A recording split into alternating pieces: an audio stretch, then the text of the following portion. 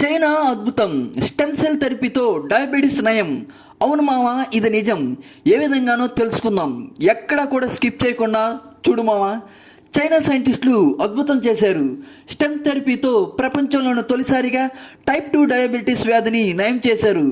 ఆరోగ్యకరమైన ప్యాంక్రియాటిక్ కణాలను మార్పిడి చేసి శరీరం ఇన్సులిన్ సరిగ్గా ఉపయోగించుకునేలా చేశారు. ఈ చికిత్స విజయవంతమైంది కూడా. ఇది పూర్తి స్థాయిలో అందుబాటులోకి వస్తే రోగి ఇన్సులిన్ ఇంజెక్షన్లపై ఆధారపడాల్సిన అవసరం లేదు. ప్రపంచవ్యాప్తంగా డయాబెటీస్ కేసులు పెరుగుతున్న వేళ ఈ వార్త డయాబెటీస్ రోగులకు ఆశలు రేకెత్తేస్తుంది. అసలు ఈ స్టెమ్ థెరపీ ఎలా పనిచేస్తుందో తెలుసుకుందాం.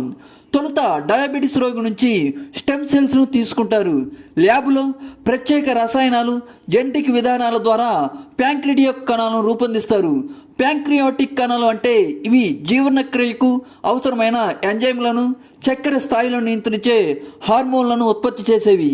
ఈ ప్యాంక్రియాటిక్ కణాలు ఇన్సులిన్ ఉత్పత్తి చేసే స్థాయికి చేరగానే రోగి శరీరంలోకి మార్పిడి చేస్తారు. శరీరం వాటిని స్వీకరించే దానిని బట్టి సక్సెస్ రేటు ఉంటుంది. ఏది ఏమైనా చైనా శాస్త్రవేత్తలను ఈ విషయంలో అభినందించాల్సిందే.